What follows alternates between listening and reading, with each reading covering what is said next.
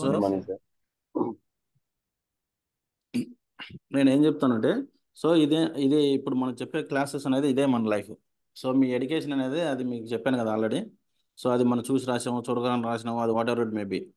చేసిన దానికి మనం చదివిన దానికి చేసేదానికి సంబంధం ఉండదు. సో అందుకనే నేను ఏం చేస్తానంటే, వాళ్ళంటే మనం ఏబిసిడీలు ఎలా చెప్తామో అలా చెప్పుకుంటూ వెళ్ళిపోతాను. దాన్ని మీకు మైండ్లోకి ఎక్కించుకోండి. సో మీకు మైండ్లోకి ఎక్కింది అనుకోండి, we can convert any language. ఓకేనా? సో ఫస్ట్ స్టార్టింగ్ నుంచి ఇప్పుడు example, if you ask any person in the who are working and outside of the right more than 5 years 6 years, right? If you ask that one, everybody telling that I'm working as a software. Which software they are working?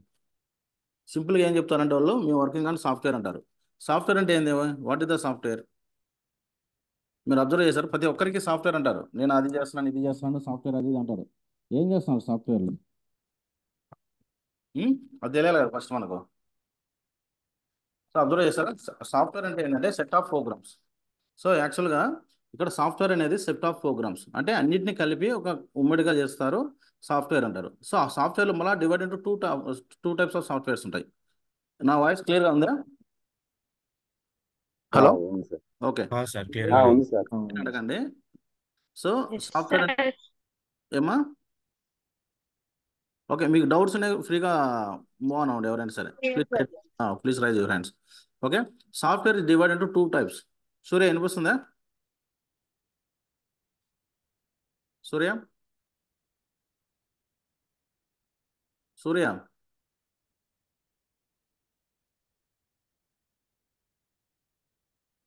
Okay, యాక్టివ్గా ఉన్నాడు క్లాస్లో. Software అనేది divide into two types. One is the system software, one more is the application software. So మన దగ్గర ఏంటంటే end to end ఉంటుంది ఏదైనా సరే. ఇప్పుడు ఒరాకిల్ ఉంది, ఒరాకిల్ గురించి చెప్పుకుంటూ వెళ్ళిపోతే మీకు ఏమవుతుంది? సో రేపు మనం ఒక 4-5 years ఎక్స్పీరియన్స్ పెట్టేసిపోతాము. సో అప్పుడు ఏమవుతుంది? భయంగా ఉంటుంది, ఏది వచ్చినా కూడా మాకు తెలియదు అన్నట్టు ఉంటుంది. అదే మనం ఎండ్ టు ఎండ్ నేర్చుకున్నాం అనుకోండి, సో మంది కాదని చెప్తాం స్ట్రైట్ ఫార్వర్డ్గా. అంతే కదా? ఎప్పుడు when you know the full confidence, మనకి ఎప్పుడైతే కాన్ఫిడెన్స్ వస్తుందో అప్పుడు ఆ టైంలో మనం చెప్పగలుగుతాం. అంతే కదా? Software is divided two types. One is the system software, one more is the application software. What is the system software? System software వచ్చేది ఏమొస్తుంది? సియుఐ, యూనిక్స్, లినిక్స్, ఇవన్నీ వస్తాయి సిస్టమ్ సాఫ్ట్వేర్ కింద. ఇవి తెలుసా మీకు ఎవరికైనా? ఇవి సిస్టమ్స్. తెలుసు sir. So you'll forget about తెలుసు that. Sir. Unix. Unix and all. So you forgot about these things. This is called as a system software. You don't need discussing about these things and all. We are talking about the only application software. What is the application software? So application software is divided into again two types. One is the language and one more is the package. Language means, you know, right? Everybody are full aware of these things, right? Language means C, C++, Java. అంటే coding development part అంతా ఎక్కడికి వెళ్ళిపోతుంది? Language కింద వెళ్ళిపోతుంది. Okay. So ఇక్కడ application software కింద packages వస్తాయి. Package అంటే ఏముంది? Package again divide two types, normal packages so and ERP packages. Normal packages అంటే ఏమవుతుంది? ఎంఎస్ ఆఫీస్, టాలీ, సో ఇవన్నీ వస్తాయి. ఈఆర్పి ప్యాకేజ్ కింద ఏమొస్తుంది? Oracle apps, SAP, sales force, CIBIL CRM, more వస్తాయి, చాలా వస్తాయి ఇక్కడ. సో ఇప్పుడు మీరు చెప్పండి, ఇప్పుడు మన ఒరాకిల్ అప్లికేషన్ మనం చెప్పేది which software hour course will becomes which software? Either it is a system software or application software. Application software. Application software. In application software, it is a language or package? Package. Language. So in the package, we are now discussing about the ERP packages. It is a normal package. మనం education డేస్లో మనం నేర్చుకుంటాం కదా, word pad, MS, power point, Tally అన్నీ.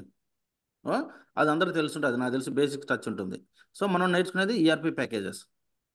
Clear ఎక్కడి వరకు? Clear? ఏమైనా doubt ఉంది ఇక్కడ? Yes, sir.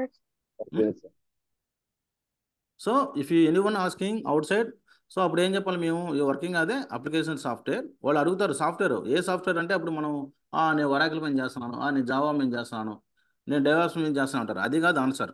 I'm working as a application software in that package I'm working, not languages.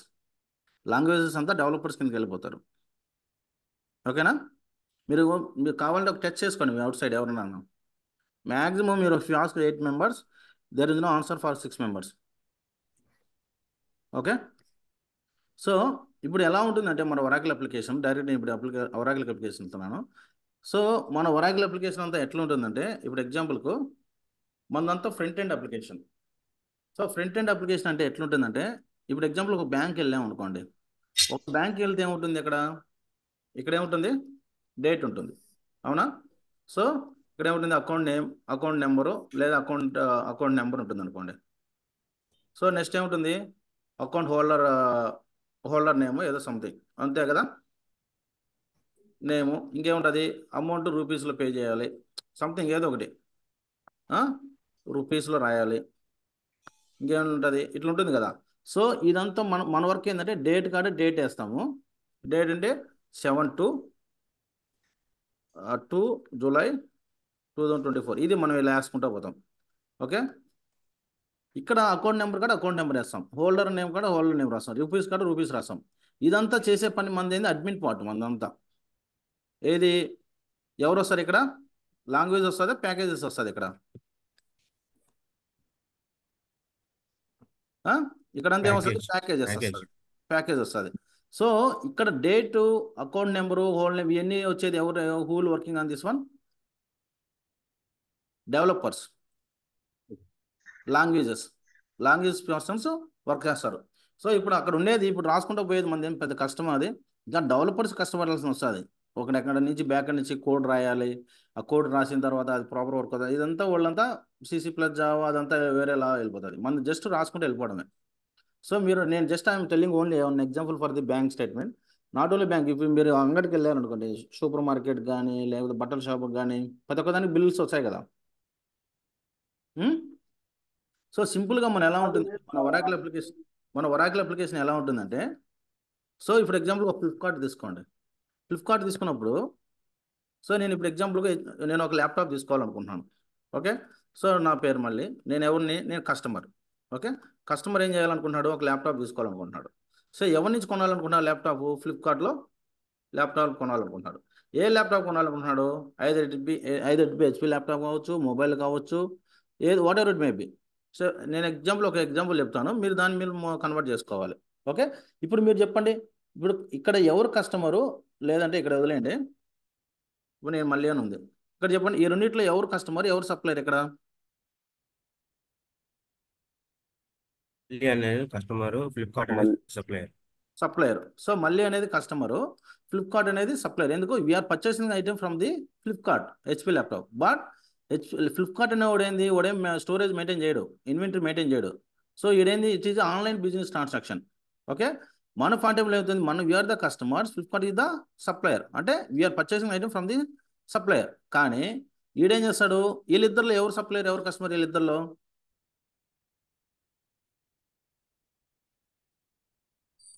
Flipkart is a customer, HP laptop is a... very good. So ఇదేమవుతుంది, so ఇక్కడ ఈ point of లో మనం ఏం చేస్తాం, డైరెక్ట్గా HP laptop HP showroom contact కావట్లేదు.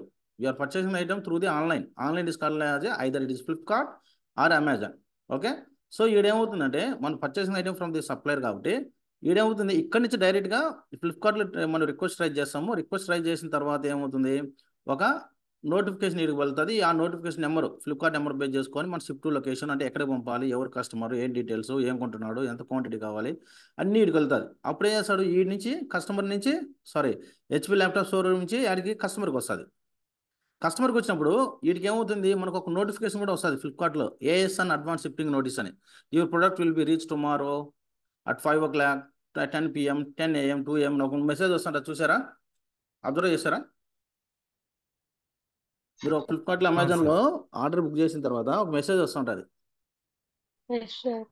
దాన్నే ASN అంటారు. ASN అంటే అడ్వాన్స్ షిప్పింగ్ నోటీస్.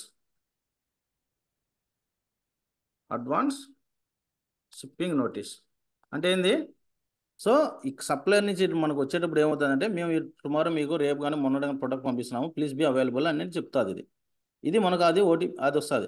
కానీ ఇక్కడ ఏమవుతుంది, ఫ్లిప్కార్ట్ నుంచి మనకు రావట్లేదు ఐటమ్స్. ఎక్కడి నుంచి వస్తున్నాయి, HP నుంచి వస్తుంది. ఫ్లిప్కార్ట్ వాడికి ఎలా తెలుస్తుంది, మనకు వచ్చినప్పుడు మనకు ఒక OTP జనరేట్ అవుతుంది, అవునా? ఇక్కడ ప్రొడక్ట్ మనకు ఒక సేల్స్ బాయ్ ఇచ్చేసిన తర్వాత, కొరియర్ బాయ్, సార్ OTP వచ్చింది చెప్పండి సార్ అంటారు, చూసారా? చెప్తారా OTP? ఆ OTP తర్వాత it is a confirmation to the Flipkart persons. ఎందుకు తెలుసా, ఇప్పుడు ఎగ్జాంపుల్గా HP వాడి నుంచి ఇక్కడికి పోతున్నాయి, కానీ ఇది తెలియదు కదా. ఇదేం చెప్తాను, నేను పంపిస్తున్నాను అంటున్నాడు, ఇటు చూడడు. వీడికి ఎవరు కన్ఫర్మేషన్ కావాలి? ఫ్లిప్కార్ట్ వాడికి కస్టమర్ కన్ఫర్మేషన్ కావాలి. సో ఫర్ ఎగ్జాంపుల్కు ఈడేం చెప్పాడు, ఇప్పుడు ఫ్లిప్కార్ట్ హెచ్పి నమ్మినాడు. సో ఈ పంపించిన అంటాడు, సరే లేడు వెళ్ళిపోయినాడు అని గమ్మున సైలెంట్ అయిపోతాడు. సో ఒక 4-5 డేస్ తర్వాత ఈడు ఎవరికి కంప్లైంట్ రైజ్ చేస్తారు? హెచ్పి వాడికి వాడికి సంబంధం లేదు కదా. కంప్లైంట్ రైజ్ చేసేది ఎవరికి? ఫ్లిప్కార్ట్ వాడికి. I have raise the laptop 2 weeks back, still I didn't receive the product, what happen అని ఎక్స్ప్లెయిన్ చేస్తాడు. అప్పుడు ఇదేం చేస్తాడు, అరే నువ్వు ఆ రోజు చెప్పావు కదా పంపించామని, కస్టమర్ నా నుంచి నాకు ఎంత కన్ఫర్మేషన్ లేదు, ఏం లేదు, ఇప్పుడు అతను ఎస్కలేట్ చేస్తున్నాడు, ఏమైంది అంటాడు. అప్పుడు మిస్కమ్యూనికేషన్ జరుగుతుంది, ప్రొడక్టివిటీ దెబ్బతింటుంది, ప్లస్ బిజినెస్ కూడా లాస్ అవుతుంది కదా. కరెక్ట్ కదా. సో అదే వీడు కన్ఫర్మేషన్ వచ్చింటే ఏమవుతాడు, ఆ రోజు నీకు ప్రోడక్ట్ వచ్చినప్పుడు నువ్వు ఓటీపీ కూడా చెప్పావు, రిసీవ్ చేసుకుని ఇది ఓటీపీ జనరేట్ అయింది నీకు అని వీడు మాట్లాడగలుగుతాడు. క్లారిటీ ఉంటుంది కదా,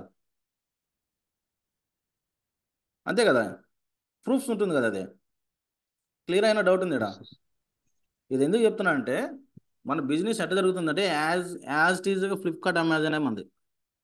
సో ఈడేం చేసాము, ఇప్పుడు మళ్ళీ అని అతను కస్టమర్ ఏం చేశాడు, ఫ్లిప్కార్ట్ నుంచి ఐటమ్స్ కొన్నాడు. ఓకే, కొనడాన్ని ఏమంటారంటే పర్చేసింగ్ మోడల్ అంటారు. ఓకే, పర్చేసింగ్ మోడల్ అంటారు. ఓకేనా, ఎవరైనా నాగార్జున అర్థమవుతుందా? హలో నాగార్జున, ఎవరిని అర్థం కాని వాళ్ళు అడగండి. ఓకే, పర్చేసింగ్ మోడల్ అంటారు.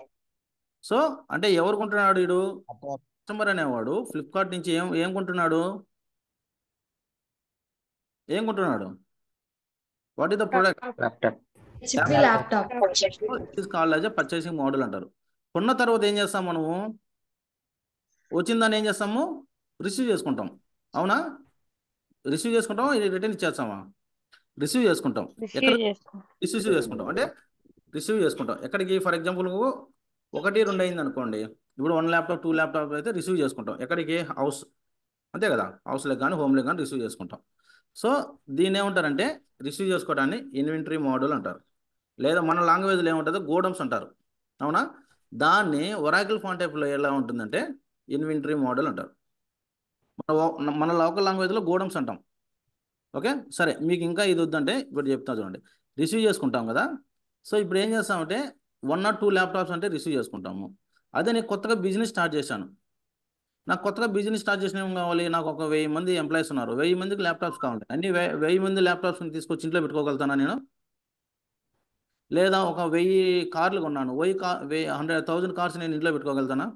లేదా ట్రాక్టర్స్ కొన్నాను, దానికి ఏం కావాలి, గోడమ్ మెయింటైన్ చేస్తాం మనం. దేనికి? What is the purpose of the godowns? Storing purpose కదా. ఎందుకు వాడతాం godowns? Storing purpose. It is called as a inventory. Okay, inventory అంటారు. సో ఆర్ వేర్ హౌస్ అంటారు. ఈ టెర్మినాలజీ ఎప్పుడు ఎలా వాడతాం అనేది నేను చెప్తాను. సో ఇది ఒరాకిల్ పాయింట్ ఆఫ్ లో మనం ఇది ఇట్లా ఉంటుంది. సో టెర్మినాలజీ మన గోడమ్స్నే ఇక్కడ టెర్మినాలజీలో ఒరాకిల్ టెర్మినాలజీ పాయింట్ ఆఫ్ లో ఇన్వెంటరీ అంటాం. అంటే పర్చేజ్ చేసిన ఐటమ్లో you received into the either house or inventory warehouse. It is clear, right? It is called as a inventory model.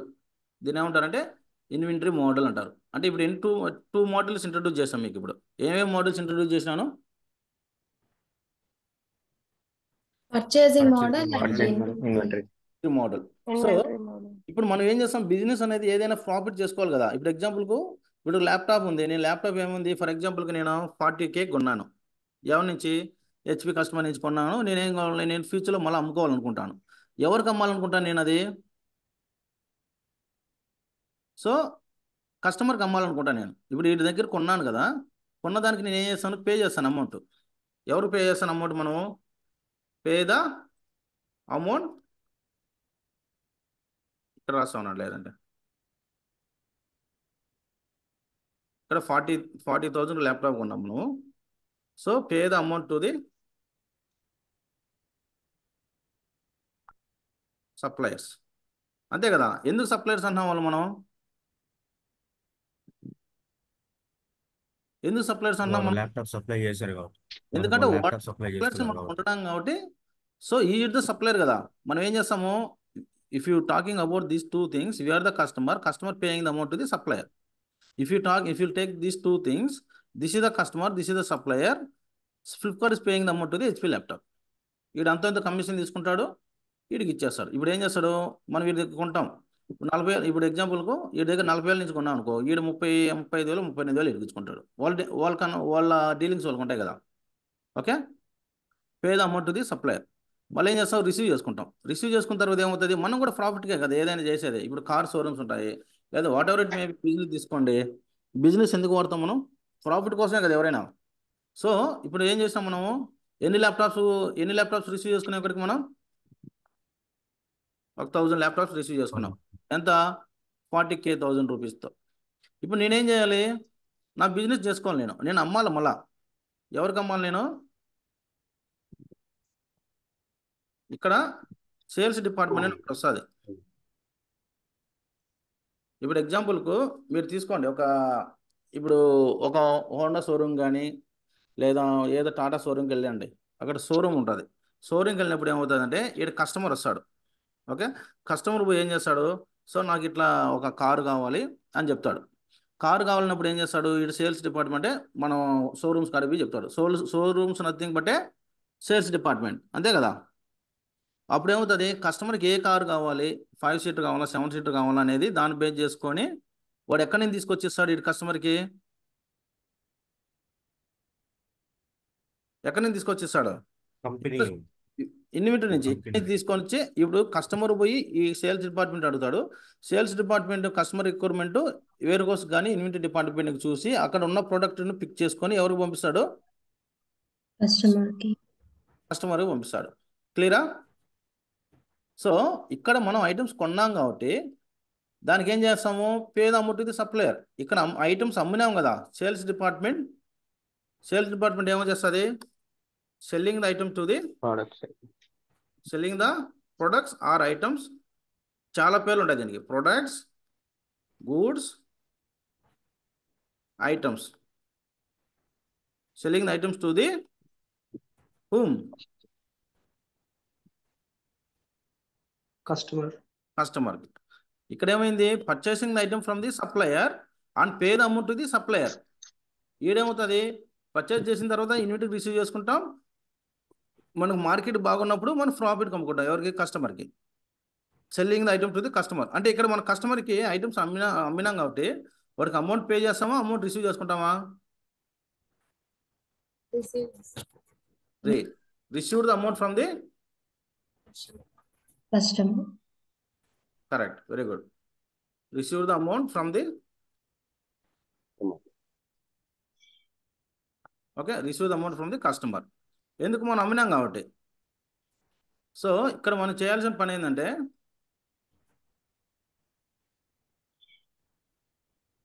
So ఇక్కడ మనం ఏం చేయాలి, మన బాధ్యత ఎంతవరకు కొనడం. ఎస్సీఎం బాధ్యత ఎవరు, ఎస్సీఎం అనేది సప్లై చైన్ మేనేజ్మెంట్. ఇది ఒకటి మన బాధ్యత, ఇది మన బాధ్యత. ఓకే, అమ్మడం మన బాధ్యత, ఇది మనం చూసుకుంటాం. సో మిగతా వాళ్ళు ఏం చేస్తారంటే, ఇది ఫినాన్స్ టీమ్ వాళ్ళు చూసుకుంటారు. మనం ఎంతవరకు ఐటమ్స్ కొనడము, కొన్న తర్వాత రిసీవ్ చేసుకోవడము, రిసీవ్ చేసుకున్న తర్వాత కస్టమర్కి షిప్ అయినాయా లేదా అంటే షిప్డ్ అవుతాయి కదా. మనకు ఫ్లిప్కార్ట్లో చూసారా, ఆర్డర్ క్రియేట్ అయింది, బుక్ అయింది, డెలివరీ అవుతుంది, అవుట్ ఆఫ్ డెలివరీ, షిప్డ్ అయిపోయింది, క్లోజ్డ్ అయింది, ఫైనల్ ఉంటుంది, చూసారా, అబ్జర్వ్ చేశారు కదా మీరు. సో షిప్డ్ వరకే మన బాధ్యత. ఇక్కడ కూడా ఎంతవరకు కొనడం వరకే మన బాధ్యత, కొని రిసీవ్ చేసుకోవడమే మన బాధ్యత. అది ఫినాన్షియల్ తీసుకుంటారు, అమౌంట్ పే చేయడం. ఇక్కడ మనం తీసుకొని షిప్డ్ అయిందా లేదా వరకే మన బాధ్యత, మళ్ళీ ఫినాన్షియల్ తీసుకుంటారు. ఎలా అంటే చూడండి, సో ఒరాకిల్ అనేది ఇప్పుడు ఎగ్జాంపుల్కు ఒక ఫ్యామిలీ అందరూ కలిస్తేనే, అంటే ఇప్పుడు ఫాదర్, మదరు, కిడ్స్ అందరూ కలిస్తేనే హ్యాపీ ఫ్యామిలీ అవుతుంది, అంతే కదా. సో ఇప్పుడు ఒకరు అలా ఉండి ఒకరు ఇలా ఉండి ఉంటే ఏమవుతుంది, అది హ్యాపీ ఫ్యామిలీ అవుతుందా, కాదు కదా.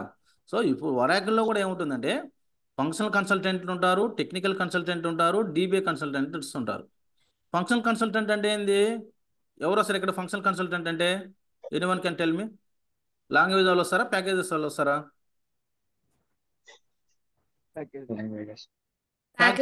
ప్యాకేజెస్ వాళ్ళు వస్తారు. ఎందుకు, మనం we are the ERP packages, we are not a language person. Language person ఎవరు వస్తారు, టెక్నికల్ కన్సల్టెంట్స్ వస్తారు, అయితే డీబీఏ కూడా వస్తారు. ఓకేనా.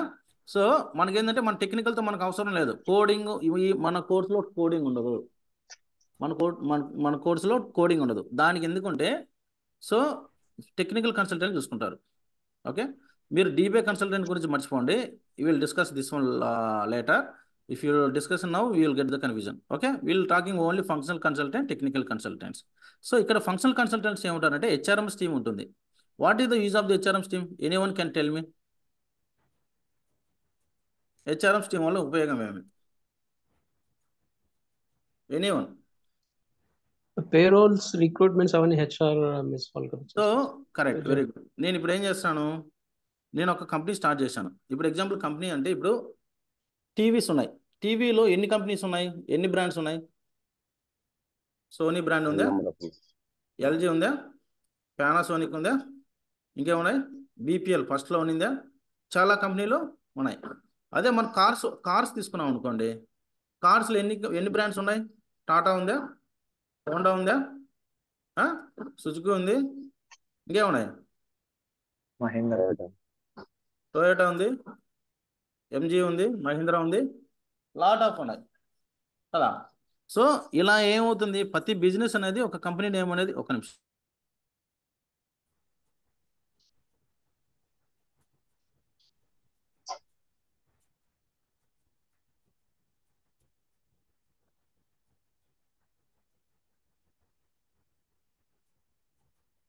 ఓకే, ఒక్క నిమిషం బ్రో.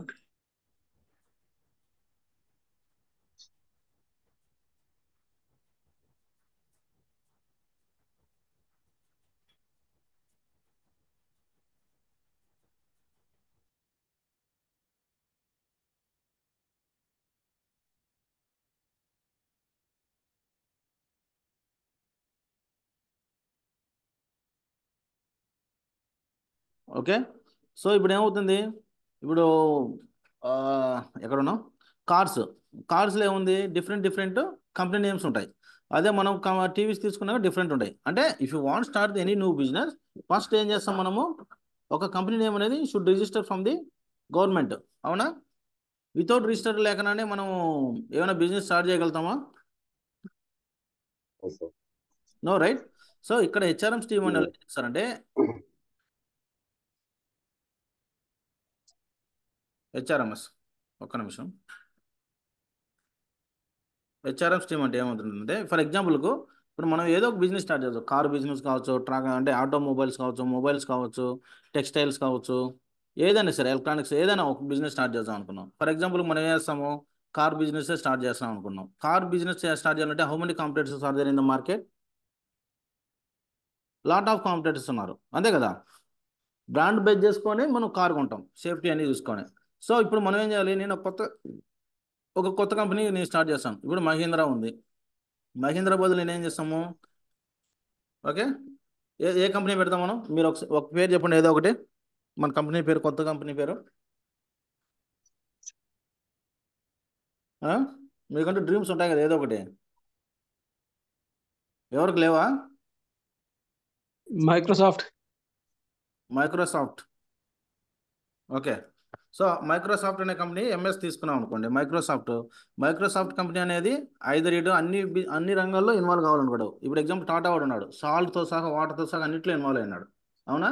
సో ఇప్పుడు ఏంది, మైక్రోసాఫ్ట్ అనే కార్ బిజినెస్ స్టార్ట్ చేస్తాం. మన కార్ బిజినెస్ స్టార్ట్ చేయాలనుకోండి, ఆ కంపెనీ పేరు ఏంది? MS car. ఎంజీ కార్ లాగా ఏంది, మహీంద్రా కార్ లాగానే ఎంఎస్ కార్, అంటే మైక్రోసాఫ్ట్ కార్ అని పెడతాం మనం. ఓకేనా? సో ఈ కంపెనీ మనం ఫస్ట్ రిజిస్టర్ చేసుకోవాలి.